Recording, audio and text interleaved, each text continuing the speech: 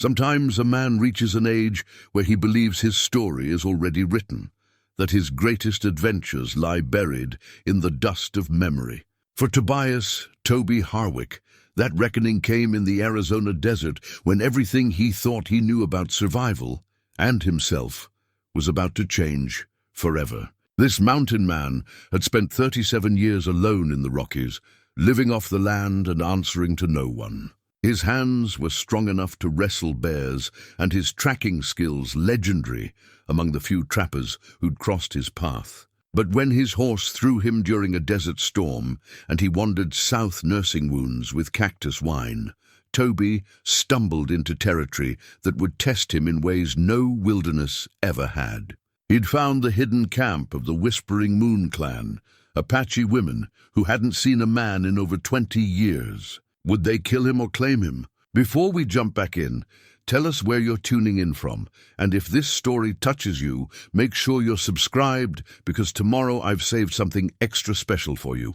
Tobias Harwick had always been a man of few words, but many skills. His calloused hands told stories that his weathered lips never would. Stories of survival, solitude, and a life lived entirely on his own terms. At 62, he moved through the wilderness with the fluid grace of a man half his age, each step deliberate and sure. The mountains had been his home, his teacher, and his confessor for nearly 4 decades.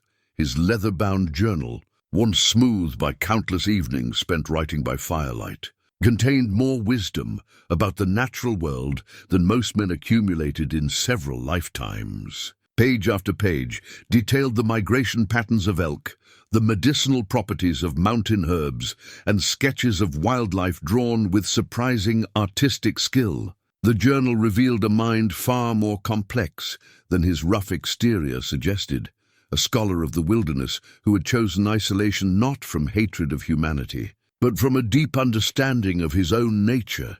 The morning that would change everything had started like any other. Toby had been tracking south from his winter cabin in the Colorado Rockies, following game trails that led toward warmer territory.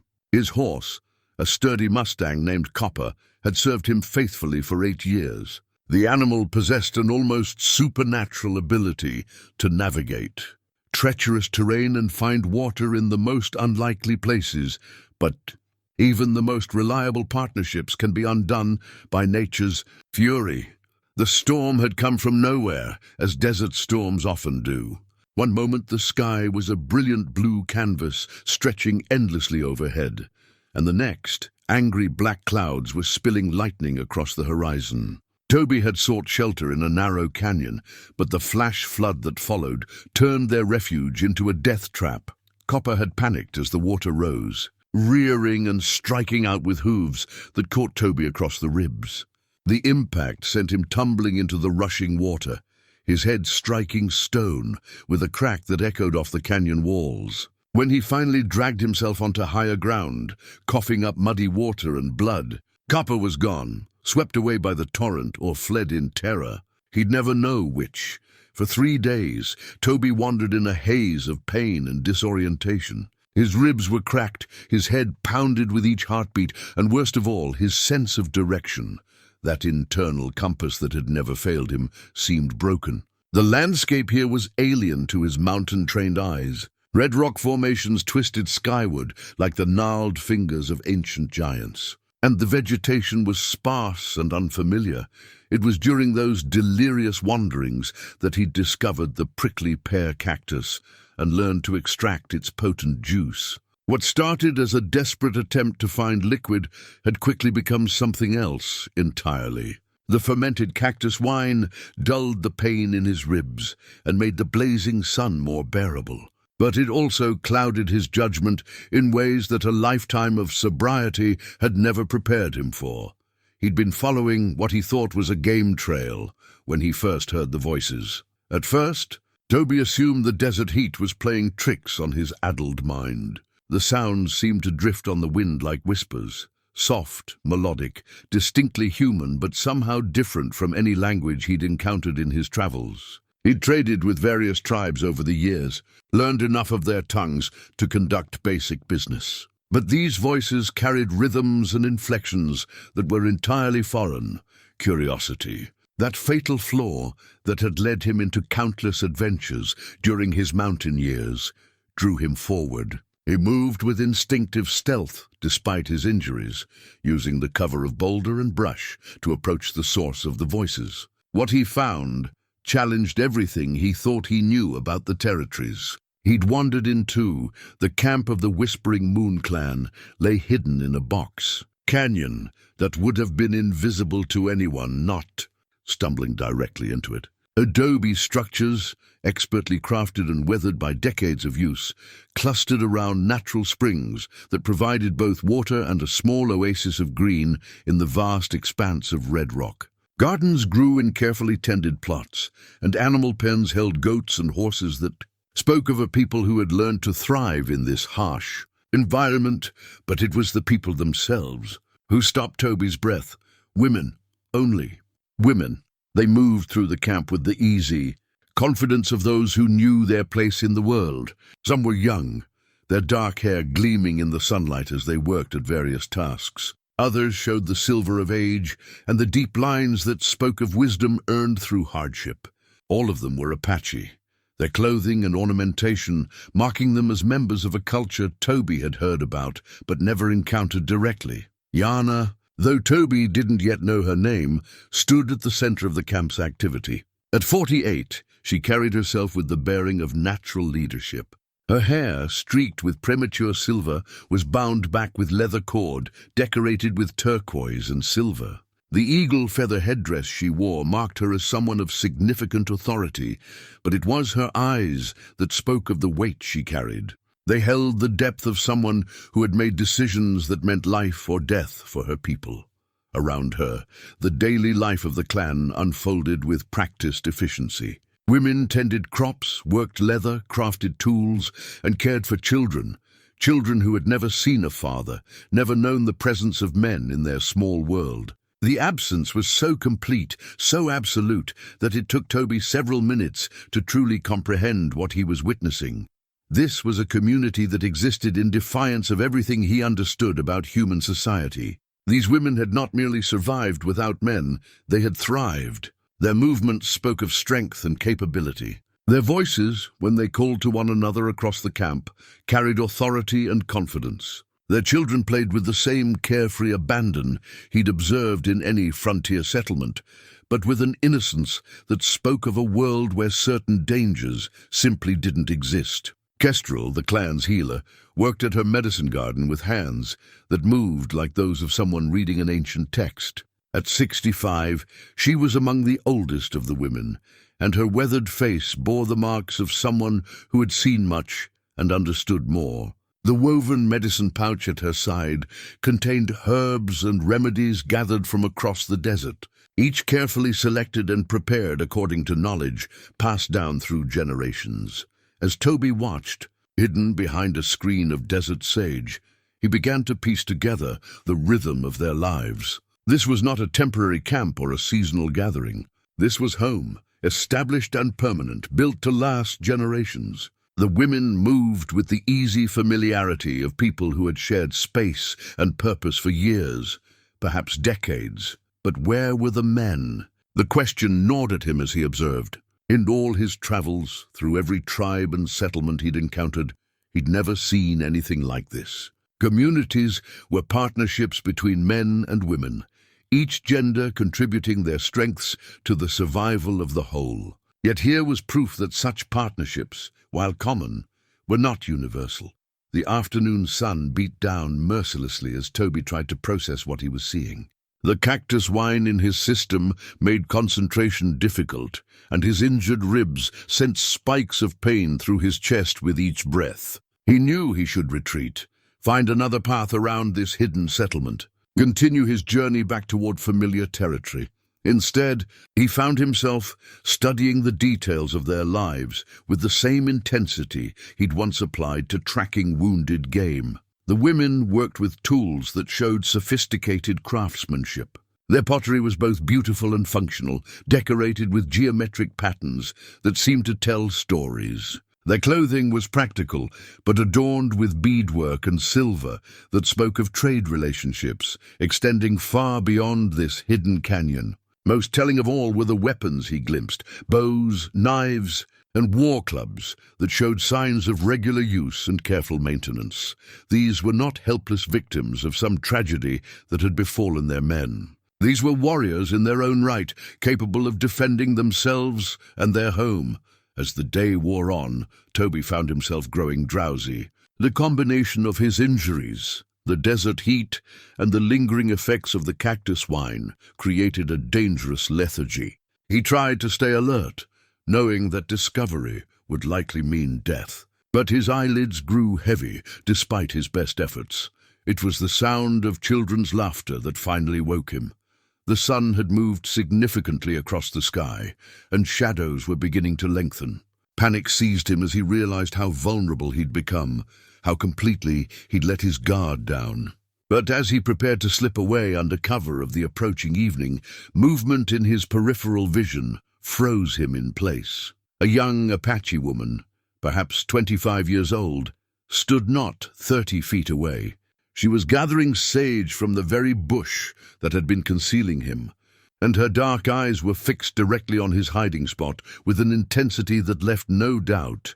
She knew exactly where he was. For a moment that stretched like an eternity, they stared at each other across the desert space. She was beautiful in the way that the harsh land itself was beautiful, sculpted by wind and sun into something that was both delicate and incredibly strong. Her hand rested casually on the bone handle of a knife at her belt, but she made no move to draw it. Neither of them moved. Neither spoke. Then, without taking her eyes off him, she called out in rapid Apache to the camp below. The response was immediate and electric. Voices rose in alarm, and Toby could hear the sound of running feet. He had perhaps seconds before he would be surrounded. And in his current condition, escape was impossible. So instead of running, Tobias Harwick did something that went against every survival instinct he'd honed over nearly 4 decades of wilderness living. He stood up, placed his hands where they could be clearly seen, and waited to meet his fate. The Apache women moved like shadows made flesh, appearing from behind rocks and around structures, with a silence that spoke of generations trained in the art of war. Within moments, Toby found himself surrounded by a dozen pairs of dark eyes, each woman armed and alert.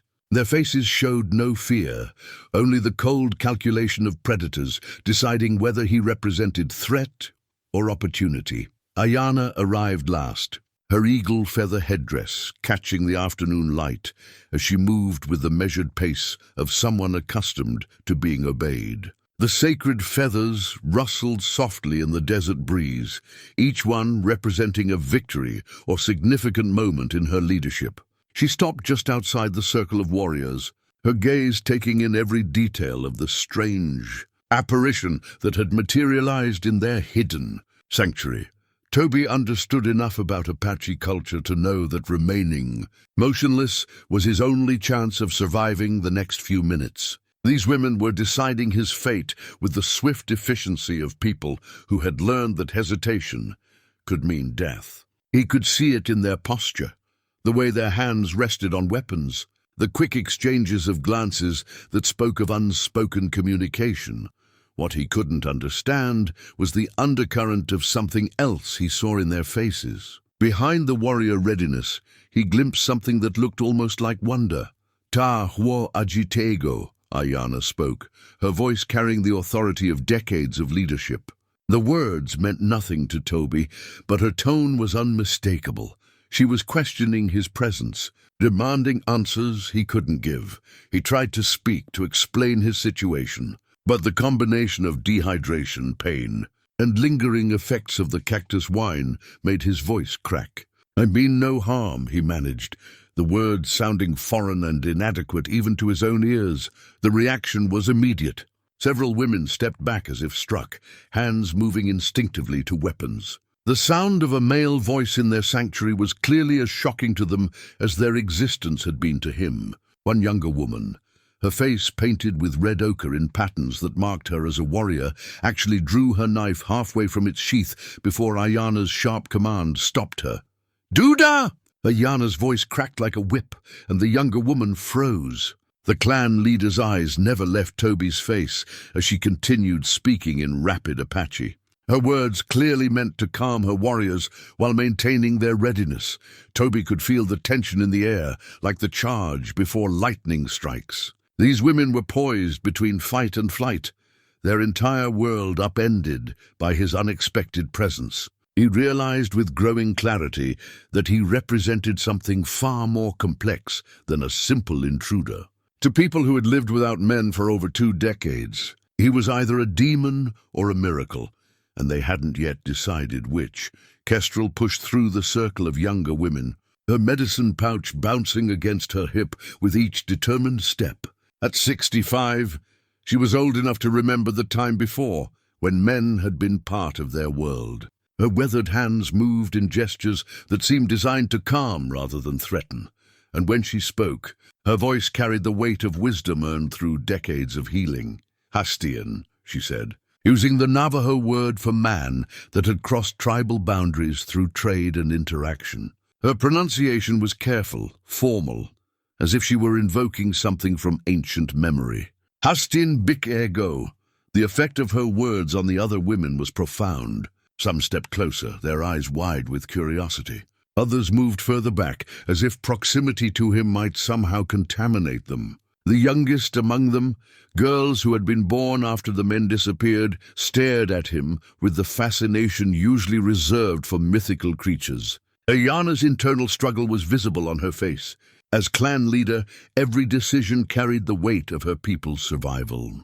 For 23 years, she had kept them safe through isolation and careful planning. The appearance of this strange mountain man threatened to unravel everything she had built. Yet something in his weathered face, in the way he stood with his hands visible and his posture non-threatening, stayed her hand. "He is injured," Kestrel observed, switching to English with the careful pronunciation of someone who had learned the language through necessity rather than familiarity. "Look at how he favors his left side. See the blood on his scalp." Toby felt a surge of relief at hearing English, even spoken with such a thick accent. "My horse threw me in a flash flood," he said slowly, keeping his voice soft and non-threatening. "I've been wandering for days. I didn't know anyone lived here." The admission that he was lost, helpless, seemed to shift something in the women's perception of him. Warriors began to relax slightly, though they remained alert. The idea that this creature, this man, could be vulnerable, could need help, was apparently as foreign to them as their existence was to him.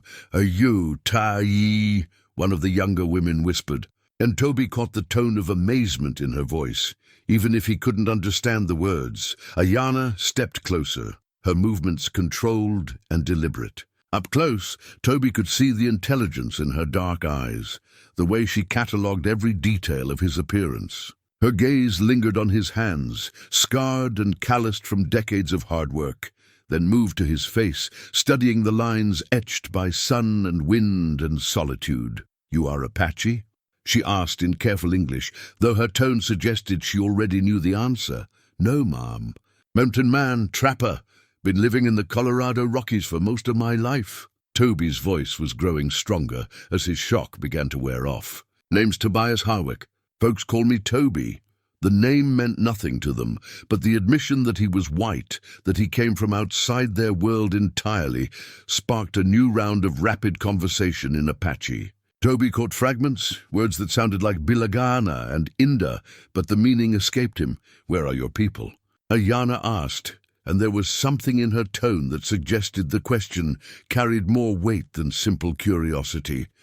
"Don't have any people. Been on my own for 37 years, more or less." The admission hung in the air between them, and Toby saw something shift in several faces. Loneliness, it seemed, was a language that transcended cultural boundaries. Kestrel moved closer, her healer's instincts overriding the warrior's caution that marked the others.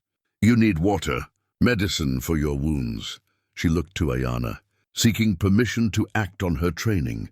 The clan leader's decision would define not just Toby's immediate fate, but potentially the future of her entire people. He could see her weighing options, considering consequences that stretched far beyond this moment. To kill him would be simple, efficient, safe. To help him might invite dangers she couldn't predict. But there was a third option, one that seemed to be growing in her mind as she studied his face. Bring him to the camp, she finally decided, her voice carrying the finality of absolute authority. But watch him. If he moves wrong, if he threatens anyone, kill him immediately. The younger women moved to surround him, their positions forming a guard formation that was both protective and threatening. Toby found himself being escorted down into the hidden canyon, every step taking him deeper into a world that defied everything he thought he knew about Apache culture. As they walked, he became aware of the stares. Children peered out from behind their mothers, their eyes wide with wonder and fear. Older women stopped their work to watch his passage, some making signs that he assumed were either protective or curious. The very air seemed to vibrate with the energy of a community confronting something unprecedented. The camp was larger than he had realized from his distant observation point. Adobe structures, some clearly ancient and others showing signs of recent construction, dotted the canyon floor. Gardens stretched along the natural watercourse, carefully tended plots that spoke of agricultural knowledge passed down through generations. Animal pens held goats, horses, and even a few cattle, evidence of trade relationships that extended beyond their isolation. But it was the children that caught his attention most powerfully. Dozens of them, ranging from infants to young women on the verge of adulthood, all born and raised in a world without fathers, without male influences of any kind. They stared at him with the fascination of people encountering a creature from legend. Ayana led him to a structure near the center of the camp, its walls decorated with symbols and paintings that spoke of sacred purpose. Inside, the space was cool and dim, lit by oil lamps that cast dancing shadows on the walls. Woven mats covered the floor, and the air was thick with the scent of sage and other herbs. "Sit," she commanded, gesturing to a mat near the center of the room. "We will decide what to do with you." As Toby lowered himself carefully to the ground, favoring his injured ribs, he realized that his life hung in the balance of a decision unlike any these women had ever faced. He was an anomaly, a disruption to their carefully ordered world. Whether they chose to see him as a threat to be eliminated, a curiosity to be studied, or something else entirely would determine not just his fate, but potentially the future of the Whispering Moon clan. Outside, he could hear the murmur of voices as word of his capture spread through the camp. Some voices were raised in what sounded like argument, others in amazement. All of them were trying to make sense of something that challenged the very foundation of their isolated existence. Toby closed his eyes and tried to process what had happened to him. In the space of a few hours, his understanding of the world had been turned upside down. He had stumbled into a hidden civilization, been captured by warrior women who hadn't seen a man in over 2 decades, and now sat waiting to learn whether he would live to see another sunrise. The irony wasn't lost on him. After 37 years of carefully avoiding human entanglements, fate had deposited him in the center of the most complex human situation he could imagine. The debate that raged outside Ayana's council lodge could be heard even through the thick adobe walls. Voices rose and fell in passionate argument, some speaking in rapid Apache, others switching to broken English when emotions overwhelmed their linguistic boundaries. Toby sat on the woven mat where he'd been placed, trying to piece together the fragments of conversation that drifted in through the doorway. What he could understand painted a picture of a community divided. Some voices carried the sharp edge of fear, arguing for his immediate execution. Others held notes of curiosity, wonder at this unprecedented situation. Still others seemed to be debating practical matters, what his presence might mean for their security, their future. Their carefully maintained isolation, Kestrel entered the lodge, carrying a woven medicine pouch that seemed to glow with its own inner light in the lamplit space. The intricate geometric patterns worked into the leather spoke of generations of knowledge, each symbol representing herbs, healing practices, and spiritual beliefs passed down from grandmother to granddaughter. At 65, she moved with the careful precision of someone whose every gesture carried meaning. "Let me tend your wounds," she said in her careful English, setting the pouch down beside him with reverent care. "The spirits will guide my hands, as they always have." Toby nodded, recognizing the practical wisdom in accepting help. His ribs still sent sharp pains through his chest with each breath, and the gash on his scalp had begun to throb with a rhythm that matched his heartbeat. "Thank you, ma'am. I'm grateful for your kindness." Kestrel's weathered hands moved with surprising gentleness as she examined his injuries. Her touch was clinical yet somehow comforting, the touch of someone who had spent decades learning to read the language of pain and healing. From her medicine pouch, she withdrew pouches of dried herbs, each carefully labeled with symbols that meant nothing to Toby, but clearly held deep significance for her. "You have lived alone for many seasons," she observed, not quite making it a question. Her fingers probed carefully along his ribs, checking for breaks or serious damage. "I can see it in your hands, in the way you hold yourself. A man who answers only to the wind and the mountains." "Yes, ma'am. Been my choice for a long time now." Toby tried to keep his voice steady as she cleaned the wound on his scalp. "Never had much use for towns or settlements. Found peace in the wild places." Kestrel paused in her work, her dark eyes studying his face with an intensity that made him feel exposed. "Peace?" she repeated as if tasting the word. "Yes, I think you understand peace differently than most men I have known." The admission that she had known other men sparked Toby's curiosity, but he sensed this wasn't the time for questions. Instead, he focused on the careful way she prepared her medicines. Grinding herbs between stones and mixing them with water from a clay jar that bore the same geometric patterns as her medicine pouch. "This will help with the pain," she explained, offering him a cup filled with bitter-tasting liquid. "Willow bark and desert sage, blessed by the old prayers. Drink it all." As the medicine began to work, dulling the sharp edges of his discomfort, Toby found himself studying the interior of the lodge. The walls were covered with paintings that seemed to tell stories, images of women hunting, gathering, defending their home. Notably absent were any depictions of men, as if they had been deliberately erased from the clan's visual history. "How long?" he asked quietly. "How long has it been since men lived here?" Kestrel's hands stilled for a moment, and something that might have been pain flickered across her features. 23 seasons of snow. I was younger then, still learning the healer's ways from my grandmother. The world was different. Before she could elaborate, voices outside grew louder, and Ayana entered the lodge accompanied by 2 other women. The first was clearly a warrior, her bearing and weapons marking her as someone accustomed to violence. The second was older, perhaps 50, with silver-streaked hair and the kind of presence that suggested wisdom earned through hardship. "This is Raven," Ayana said, gesturing to the warrior. "She leads our hunters and protectors. And this is Moonbeam, keeper of our stories and traditions."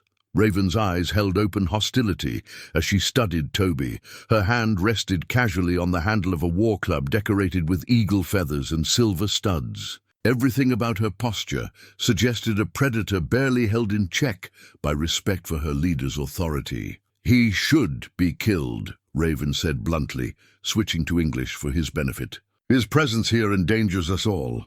What if others come looking for him? What if he carries word of our location back to the outside world?" Moonbeam's response was more measured, but no less serious. "The old stories speak of times when choices like this shaped the fate of entire peoples. We must consider not just the immediate danger, but what the spirits may be telling us through his arrival." Toby realized he was witnessing something extraordinary, a council of war being conducted in his presence. His fate being debated by people who had every reason to see him as a threat. The fact that they were including him in the discussion, speaking English so he could understand, suggested a level of respect for his humanity that many frontier communities wouldn't have extended to an Apache captive. "I understand your concerns," he said carefully, addressing his words to Ayana, but keeping his voice loud enough for all to hear. "I know my being here creates problems for you, but I give you my word, I have no people to return to, no one who would come looking for me. Far as the world knows, Tobias Harwick died in that flash flood 3 days ago. The admission hung in the air between them, carrying weight that even he hadn't fully considered until he spoke the words aloud. It was true. No one would miss him. No one would search for him. His solitary life, which had always been a source of strength, had become a form of invisible death. Raven's expression softened slightly, though suspicion remained in her dark eyes. "You have no woman? No children? No tribe or clan that claims you?" "No, ma'am. Been on my own since I was 25. Made that choice and stuck with it." Toby met her gaze steadily, understanding that honesty was his only currency in this negotiation for his life. Kestrel looked up from her work, her hands still busy applying a poultice to his ribs. "Loneliness," she said quietly. "It changes a person, makes them either bitter or wise. Which did it make you, Mountain Man?" The question caught him off guard with its directness. Toby considered his answer carefully, aware that these women were reading him with the intensity of people whose survival depended on understanding character. "Maybe a little of both," he admitted. "Spent a lot of years angry at the world, at people, at myself. But the mountains taught me patience, taught me to listen more than I talk, to watch more than I act. Maybe that's wisdom. Maybe it's just getting old." Moonbeam nodded slowly, as if his answer confirmed something she had already suspected. "The old stories tell us that wisdom often comes disguised as trouble. Perhaps your arrival is not the disaster it appears to be." Ayana had remained silent during this exchange, but Toby could see her mind working, weighing options and consequences. When she finally spoke, her words carried the weight of absolute authority. "3 days," she announced. "For 3 days you will remain here under guard. We will observe you, learn your nature, understand what the spirits intend by bringing you to us. If you prove to be a threat, you will die. If you prove to be something else." She paused as if the alternative was too complex to put into words. "What would I need to do to prove I'm not a threat?" Toby asked. Raven answered before Ayana could speak. "Show us that a man can exist in our world without destroying it. Show us that your strength can serve rather than dominate. Show us that you understand the difference between taking and earning." The challenge in her voice was unmistakable, but so was something else, a willingness to be proven wrong, to have her assumptions challenged. Toby recognized it as the attitude of someone who had been disappointed by men before, but hadn't entirely given up hope. As the women filed out of the lodge, leaving him alone with Kestrel to finish her healing work, Toby reflected on the impossible situation he'd stumbled into. These women had created something unprecedented, a functioning society built entirely around female leadership and cooperation. His presence threatened that achievement in ways he was only beginning to understand, but perhaps, if he was very careful and very fortunate, he might prove that threat and opportunity could sometimes be the same thing. The second day of Toby's captivity began before dawn, with the soft sound of women moving through the camp, beginning the daily routines that had sustained their community for over 2 decades. From his position near the entrance of the council lodge, where he'd been allowed to sleep under the watchful eyes of 2 young guards, he could observe the intricate choreography of their lives. What struck him most was the absence of the hierarchical structures he'd observed in other communities. There was no sense of subservience or dominance based on gender roles he'd grown accustomed to seeing. Instead, responsibilities seemed distributed according to skill and inclination rather than arbitrary tradition. Ayana emerged from her dwelling carrying an ancient stone pipe, its surface worn smooth by generations of hands. The ceremonial object seemed to glow in the early morning light, its carved symbols telling stories that Toby could only guess at. The pipe represented more than just a smoking implement. It was a bridge between the physical and spiritual worlds. a tool for communication with forces beyond immediate understanding. You may join us for the morning ceremony, she announced, her tone making it clear this was both an invitation and a test. But you will observe in silence. Any disruption will be considered an act of hostility. Toby rose carefully, his ribs still tender, despite Kestrel's healing ministrations. I'm honored by the invitation, ma'am. I'll be respectful. The ceremony took place in a natural amphitheater formed by red rock walls, where the entire clan gathered in a circle that seemed to expand organically to include him. He found himself positioned between two older women who watched him with the alert attention of people prepared to act if he proved unworthy of their trust. Ayana filled the stone pipe with tobacco mixed with herbs that sent sweet smoke spiraling into the morning air. As she began to speak in Apache, her words carrying the rhythm of ancient prayers, Toby felt the weight of participating in something that connected these people to their ancestors in ways his solitary life had never provided. The ceremony progressed through several phases, each marked by different speakers sharing what sounded like gratitudes, concerns, and hopes for the day ahead. Children sat quietly beside their mothers, their behavior demonstrating a level of community discipline that spoke of shared values reinforced through daily practice. When Kestrel rose to speak, she surprised everyone by addressing her words partially in English, clearly intending for Toby to understand.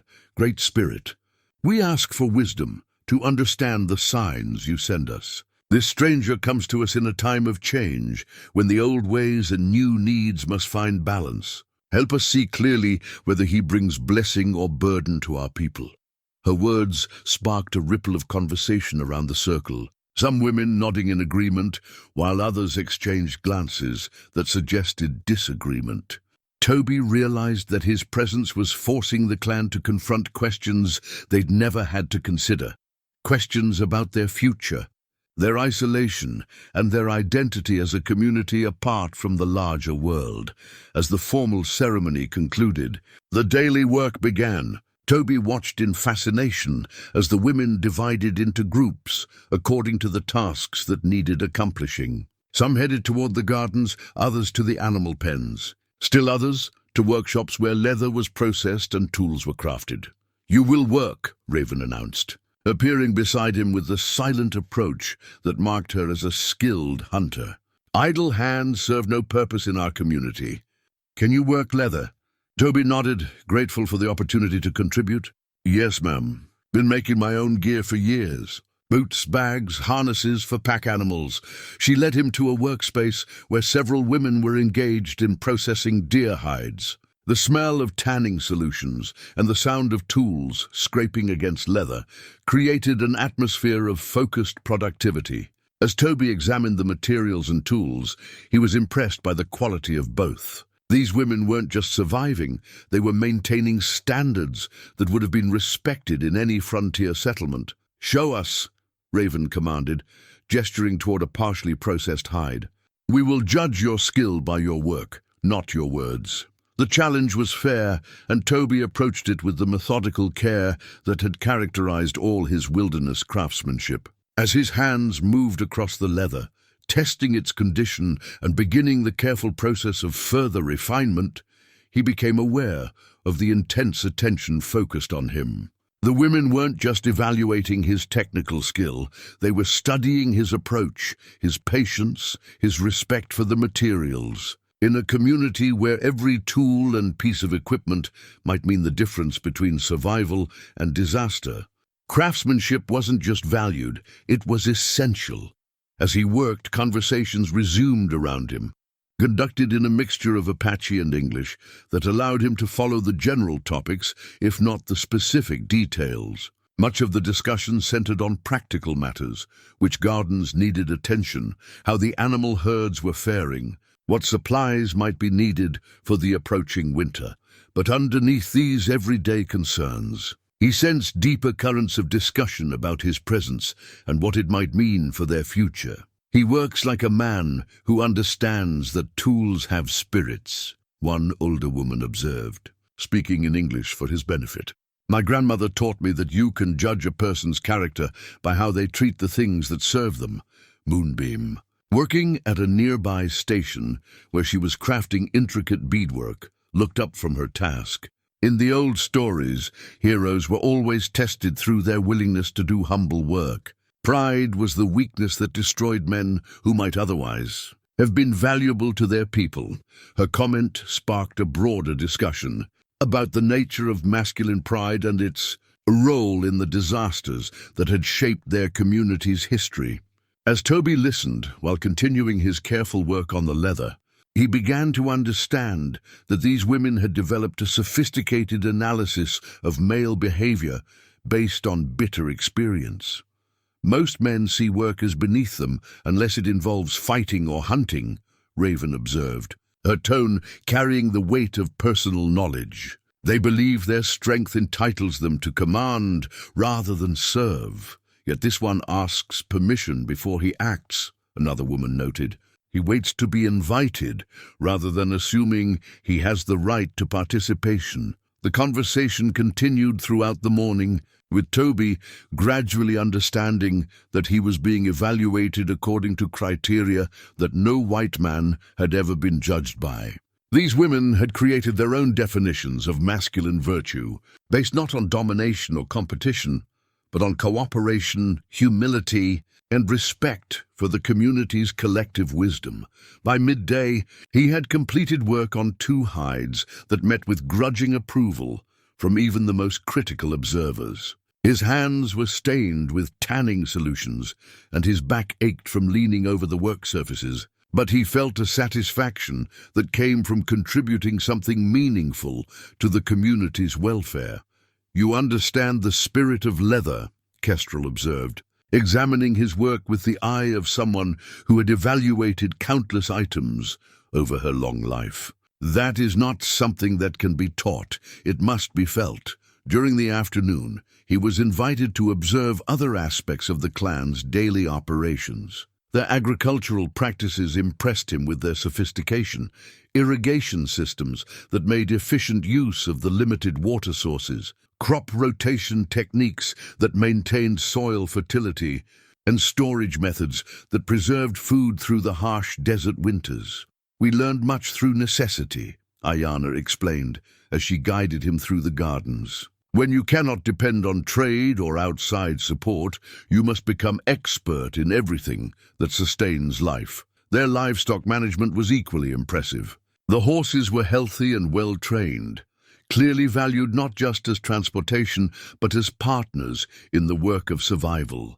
The goats provided milk, meat, and hide, while being hardy enough to thrive in the desert environment, but it was their approach to conflict resolution that most clearly demonstrated how different their society had become from the male-dominated communities Toby had known. When a dispute arose between 2 women over the use of a particular tool, the resolution came through mediation by respected elders rather than through displays of force or assertions of dominance.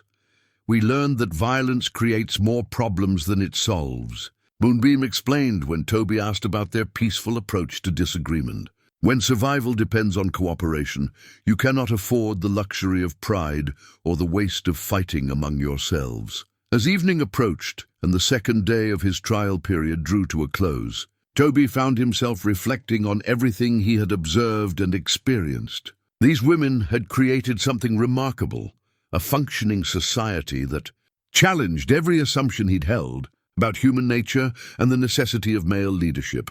Yet, he also sensed the fragility of what they had built. Their isolation protected them but also limited them. Their unity was strong, but had never been tested by the kind of external pressures that might fracture it. His presence alone was creating ripples of change that none of them could fully predict or control. As he settled down for his second night as their captive, Toby realized that the question wasn't just whether he would be allowed to live, but whether his survival would ultimately strengthen or destroy the remarkable community that had become his unlikely refuge. The third morning of Toby's trial period arrived with an electric tension that seemed to charge the very air of the canyon. Word had spread through the camp that the council would make their final decision about his fate, and the weight of that impending judgment hung over every interaction, like storm clouds gathering on the horizon. Raven appeared at the council lodge before dawn, carrying a clay bowl filled with pigments that gleamed like liquid gems in the lamplight. The war paint bowl contained colors that told stories: red ochre for courage and blood, white clay for purity and death, black charcoal for the unknown and the feared. Each pigment had been gathered from sacred places and blessed according to traditions that stretched back to the beginning of Apache memory. "Today we hunt," she announced, her voice carrying a challenge that made several of the younger women straighten with excitement. "The deer have returned to the eastern canyon. We need meat for the winter stores." She paused, her dark eyes fixing on Toby with an intensity that made him feel exposed. "You will come with us. We will see how a mountain man hunts alongside Apache women." The invitation was clearly another test, perhaps the most important one he would face. Hunting was sacred work among the Apache, connected to spiritual beliefs about the relationship between predator and prey, the responsibility of taking life to sustain life, and the delicate balance that kept the world in harmony. "I'm honored to be included," Toby replied carefully. "I'll follow your lead and learn your ways." Raven's expression suggested she approved of his response, though her natural suspicion remained evident. As she began applying war paint to her face in precise patterns that marked her as a hunt leader, other women gathered around the bowl to receive their own markings. Each design was individual, telling a story of the woman's role, experience, and spiritual connection to the hunt. When Raven offered the bowl to Toby, the gesture carried significance that went far beyond simple inclusion in the day's activities. To paint his face with their sacred pigments would mark him as temporarily accepted into one of their most important cultural practices. "The patterns have meaning," she explained as she began applying red ochre to his forehead. "This mark shows respect for the animals we must kill. This one asks for accuracy and clean kills. This one honors the spirits that guide our arrows." As the paint dried on his skin, Toby felt the weight of participating in something that connected these people to their ancestors across countless generations. The ceremony was both practical preparation and spiritual communion, acknowledging that hunting was never just about taking life. It was about maintaining the sacred relationships that kept the world in balance. The hunting party consisted of 8 women, ranging in age from barely 18 to Raven herself at 32.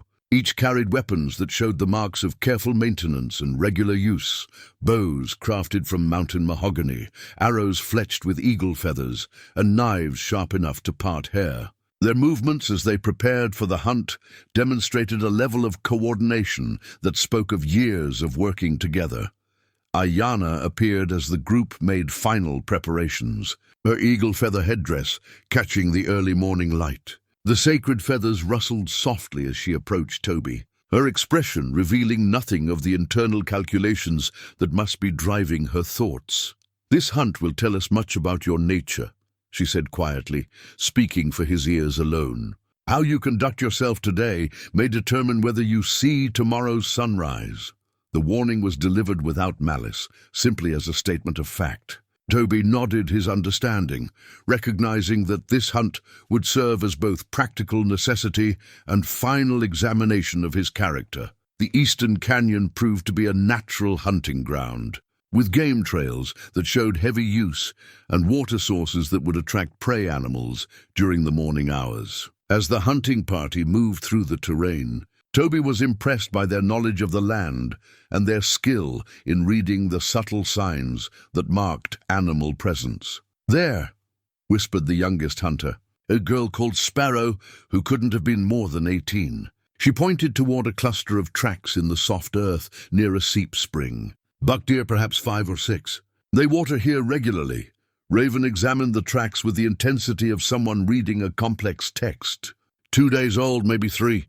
They'll return this morning or tomorrow. We wait. The decision to wait rather than pursue demonstrated a patience that Toby recognized as the mark of truly skilled hunters. Many men he'd known would have immediately given chase, driven by impatience or the need to prove their aggression. These women understood that successful hunting often required the wisdom to let prey come to them.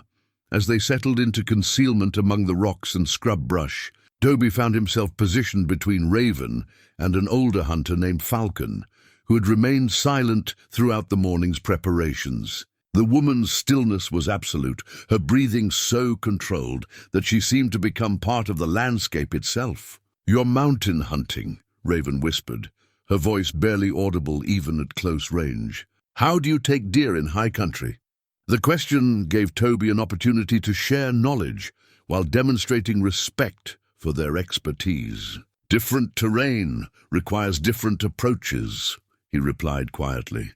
"In the mountains you use elevation and wind patterns. Track them to their bedding areas before dawn. Position yourself along their travel routes to water or feeding grounds. Show me," she commanded, gesturing toward the game trail that wound through the canyon below their position. Toby studied the terrain with eyes trained by nearly 4 decades of wilderness hunting. The deer would approach the water from upwind, using their sense of smell to detect danger. The rocky outcroppings provided natural shooting positions that would allow for clean kills, while the vegetation offered concealment for hunters willing to remain motionless. "There," he said, pointing toward a cluster of boulders that commanded a view of the entire watering area. "And there," indicating a second position that would prevent wounded animals from escaping back the way they came. 2 hunters could control the entire approach. Raven's eyes followed his analysis, and he could see her evaluating his suggestions against her own knowledge of the terrain. After a long moment, she nodded slowly. "You understand patience. That is the first requirement of a true hunter." The wait stretched through the morning hours, with the hunting party maintaining absolute stillness despite the growing heat and the inevitable discomfort of remaining motionless for extended periods. Toby found himself admiring the discipline these women displayed, their ability to subordinate immediate comfort to the larger goal of successful hunting. When the deer finally appeared, they came as silently as shadows drifting across the canyon floor. A small band of 6 animals, led by a mature buck whose antlers spoke of years of survival in harsh country. They moved with the constant alertness of creatures who understood that every moment might be their last. Raven's hand signal froze the entire hunting party in perfect stillness. The deer approached the water cautiously, the buck testing the air for scent, while the does scanned the surrounding terrain for any sign of danger. One wrong movement, one careless sound, would send them fleeing back into the maze of canyons where pursuit would be impossible. The shot, when it came, was taken by Sparrow from a position Toby hadn't even noticed her reaching.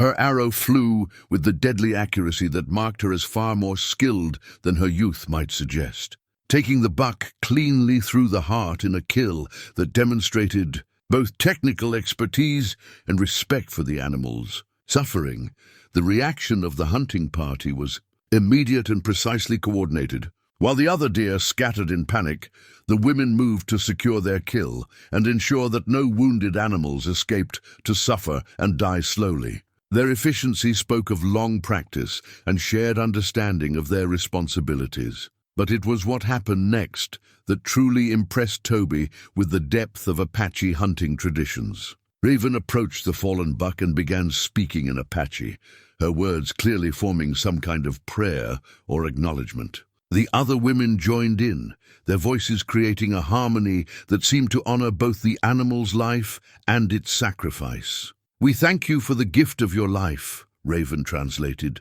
her voice carrying deep reverence. "We promise that your death will serve the survival of our people.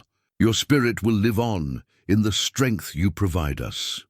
The ceremony continued for several minutes, with each hunter offering her own words of gratitude and respect. Toby found himself deeply moved by the spiritual dimension of their hunting practices, the way they acknowledged the moral weight of taking life even when it was necessary for survival. As they began the careful work of field dressing the deer, preparing it for transport back to the camp, Raven surprised him by asking for his assistance. "Show us how mountain hunters preserve meat in hot weather," she said. "Your knowledge may help us learn new techniques." The request for his expertise felt like a small victory, a sign that he was being viewed as a potential contributor rather than just a curiosity or threat. As he demonstrated techniques for rapid cooling and preservation that he'd learned in high country hunting, he could see the women evaluating his methods, with the critical eye of people always looking for ways to improve their survival skills. The journey back to camp was marked by a sense of accomplishment that seemed to include him as well as the hunting party. The successful hunt would provide meat for many meals, but more importantly, it had served as a test that he seemed to have passed. As they approached the canyon entrance, where the Whispering Moon clan made their home, Toby realized that something fundamental had shifted during the morning's activities. He was no longer just a captive whose fate hung in the balance. He was becoming something more complex, a potential member of a community unlike anything he'd ever imagined possible. The feast that followed the successful hunt transformed the entire atmosphere of the Whispering Moon clan's camp. As evening shadows stretched across the canyon floor, fires were lit and the rich aroma of roasting venison filled the air. Toby found himself seated in the circle of honor, reserved for those who had contributed to the hunt's success, a position that felt both gratifying and overwhelming. Kestrel emerged from her dwelling, carrying a small leather pouch that clinked softly as she walked. From within, she withdrew a pair of silver Mexican spurs, their metal surfaces tarnished with age, but still bearing the intricate engravings that marked them as valuable items. The spurs seemed oddly out of place in this Apache setting, their Spanish craftsmanship speaking of different cultural traditions entirely. "These belong to the warriors who once protected our people," she announced, her voice carrying across the gathered clan. "They were left behind when the men rode out for the last time 23 years ago."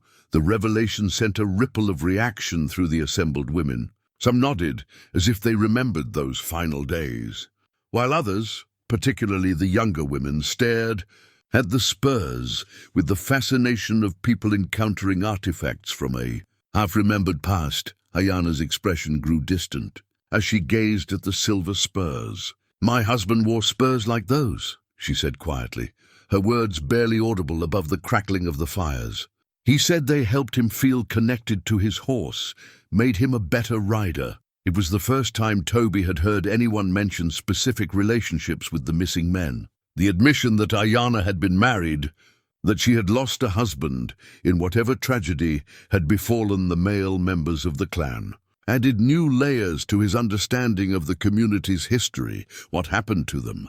He asked gently, sensing that this moment of openness might provide answers to questions that had been troubling him since his arrival. The silence that followed his question stretched uncomfortably long. Women exchanged glances that seemed to communicate complex emotions: grief, anger, fear, and something that might have been shame. Finally, Moonbeam rose from her place in the circle, her weathered face grave with the weight of painful memories. "They rode out to meet with the Indian agent," she said slowly, each word carefully chosen. "There had been promises made, treaties signed, agreements about land and hunting rights. The men believed they could negotiate a peaceful settlement that would protect our people." She paused, her eyes fixed on the silver spurs as if they held the power to conjure the spirits of the dead. "They never returned. We waited through the winter, sending scouts to search for them, hoping for word of their fate. All we ever found were their horses, wandering riderless in the desert, and a few personal items scattered along the trail." The story hung in the air like smoke from the cooking fires, heavy with implications that Toby was only beginning to understand. If the Apache men had been killed while attempting to negotiate peace, it suggested a level of betrayal that would have shattered any trust in the outside world. "We made a choice that day," Ayana continued, her voice steady despite the obvious pain in her recollection. We chose to disappear, to make ourselves invisible to a world that had proven itself capable of such treachery. We gathered what we could carry, took our children and our hopes, and came to this hidden place where we could survive on our own terms. Raven, who had been unusually quiet during the evening's revelations, suddenly stood and fixed Toby with a stare that seemed to burn with old anger. "And now you bring that world back to us," she said, her voice carrying an edge of accusation. "Your presence here reminds us of everything we lost, everything we've tried to forget." The challenge in her words was unmistakable, but Toby sensed that her anger wasn't really directed at him personally. He represented something larger and more threatening, the outside world that had taken their men and shattered their original way of life. "I understand your anger," he replied carefully, choosing his words with the precision of someone walking through a field of hidden traps. "What happened to your people was a betrayal that can never be forgiven or forgotten. But I'm not the same as the men who made those false promises. How do we know that?" Raven demanded. "How do we know that you won't carry word of our location back to the same people who murdered our warriors? How do we know that your presence here won't bring destruction down on the children we fought so hard to protect?" The questions hung between them like drawn knives, sharp with the fear that had driven these women's choices for over 2 decades. Toby could see faces around the fire reflecting similar concerns, the same worry that their hard-won safety might be compromised by his unexpected arrival. "Because I have nowhere to go back to," he said simply. "Because the life I lived before I found you was already a kind of death. Because everything I've learned about your people in these past 3 days has shown me a way of living that's better than anything I've known." His words seemed to surprise even himself with their honesty. He realized as he spoke them that they were true, that his solitary existence in the mountains, which had once seemed like freedom, now felt empty compared to the rich community life he'd observed among the Whispering Moon clan. Ayana studied his face with the intensity of someone trying to read a difficult text. "You would stay here?" she asked. "Abandon your mountain life permanently? Live according to our ways and our rules?" The question forced Toby to confront possibilities he hadn't fully considered. Staying would mean giving up the independence that had defined his adult life. It would mean accepting a subordinate role in a community led by women, adapting to cultural traditions he barely understood, and risking his life on the hope that he could find acceptance among people who had every reason to distrust men. "If you'd have me," he said finally, "if I could earn my place here through useful work and respectful behavior, if I could contribute to your community's survival without threatening what you've built." The admission created a new silence, different from the tense quiet that had followed earlier revelations. This was the silence of people considering possibilities they had never imagined, weighing options that challenged their fundamental assumptions about their future. Sparrow, the young hunter who had made the successful kill that morning, spoke up with the directness of youth. "He hunts well." "He works without complaint. He asks permission instead of taking what he wants. Why shouldn't we consider keeping him?" Her words sparked a new round of discussion, with women offering various perspectives on the unprecedented situation. Some pointed to his demonstrated skills and respectful behavior. Others worried about the risks his presence might create. Still others seemed fascinated by the possibility of having a man in their community who might be different from those they remembered. As the debate continued, Toby found himself studying Ayana's face in the firelight. There was something in her expression, a combination of hope and fear that suggested his proposal had touched something deep within her. The realization that she might be considering his offer as more than just a practical arrangement sent an unexpected warmth through his chest. "There would be conditions," she said finally, her voice cutting through the ongoing discussion with the authority of absolute leadership. "Rules that could never be broken, boundaries that could never be crossed. You would have to prove yourself worthy of the trust we might choose to place in you." "Name them," Toby replied without hesitation. "You would work as directed, without complaint or assumption of superior knowledge. You would participate in our ceremonies and respect our spiritual practices, even those you might not understand. You would accept the authority of our council and abide by our decisions, even when they conflict with your own desires." She paused, her dark eyes never leaving his face. "And you would swear an oath that binds your spirit as well as your word, an oath that any betrayal of our trust would cost you not just your life, but your chance for peace in whatever existence follows." Death, the weight of such an oath, was not lost on Toby. These people were offering him something unprecedented, a chance to belong to a community that had never included an outsider, a place in a society that existed nowhere else in the world. But they were also asking him to risk everything, including his soul, according to their spiritual beliefs. "I swear it," he said simply, "on my honor as a man who has lived by his word for 62 years. I swear to be worthy of whatever trust you choose to place in me."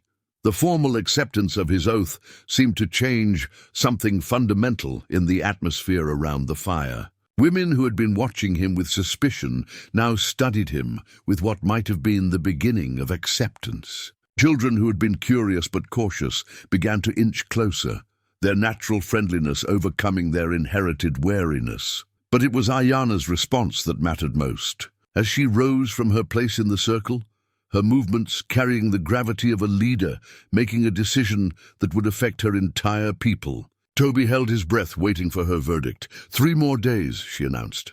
3 days to observe how you conduct yourself, now that you know your life may depend on proving your worth. If at the end of that time you have shown yourself to be a man who can live in harmony with our ways, then we will discuss making your presence here permanent." As the formal evening gathering began to disperse and people moved toward their dwellings for the night, Toby found himself alone with the dying fire and the weight of everything that had been revealed. The silver spurs lay on the ground where Kestrel had placed them, their tarnished surfaces reflecting the last flames like distant stars. He picked them up carefully, feeling the weight of their history and the tragedy they represented. These simple objects connected him to the men who had died trying to protect their people, men whose absence had created the space he now hoped to fill. But as he held the spurs, Toby realized that he didn't want to replace the warriors who had been lost. He wanted to become something different, a man who could exist in this community without destroying the unique culture these remarkable women had created from the ashes of their loss. The 4th morning brought an unexpected visitor to the Whispering Moon clan's hidden sanctuary. Toby was working in the leather workshop, carefully stitching repairs to a saddle that had seen decades of hard use, when the sound of hoofbeats echoed off the canyon walls. The entire camp froze, as if a spell had been cast over it. Visitors were so rare that their approach sent ripples of alarm through the community. Ayana emerged from her dwelling wearing full ceremonial dress, including the eagle feather headdress that marked her authority. But Toby noticed something different in her bearing this morning, a tension that suggested she had been expecting this arrival, even dreading it. The rider who appeared at the canyon entrance was an Apache woman, but clearly not a member of the Whispering Moon clan. Her horse showed signs of hard travel, and dust covered both rider and mount in a way that spoke of urgency. She dismounted with the fluid grace of someone born to the saddle, but her movements carried an exhaustion that suggested she had been riding for days.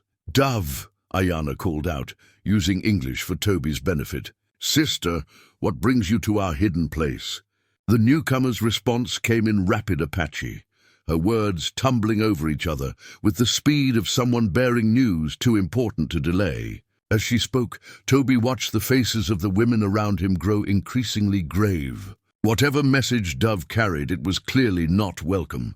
Kestrel moved closer to Toby, her weathered face tight with concern. "She brings word from the outside world," she explained quietly. "News that may change everything for us." Ayana's reply to Dove was sharp and commanding, clearly asking for more details. The conversation continued in Apache for several minutes, with other women joining in to ask questions that seemed to demand increasingly specific answers. The tension in the air grew thicker with each exchange. Finally, Ayana turned to address the entire clan, switching to English so that Toby could understand the full implications of what they were facing. Dove brings warning that the cavalry has been asking questions about Apache bands that might be hiding in this region. They're following up on old reports, trying to account for all the people who were supposed to report to the reservation 23 years ago. The news sent a chill through Toby that had nothing to do with the morning air. If military forces were actively searching for hidden Apache groups, the Whispering Moon clan's careful isolation was under direct threat. "There's more," Ayana continued, her voice growing heavier with each word. "Dove has brought something that belonged to our warriors, something that tells us the truth about what happened to them all those years ago." Dove reached into her saddlebags and withdrew an object that made several women gasp in recognition. It was a cavalry sword, its blade stained with what could only be old blood, its brass guard bearing the distinctive markings of the United States Army. The weapon seemed to radiate menace even in the peaceful setting of the hidden canyon. "Where did you find this?" Moonbeam asked, her voice barely above a whisper.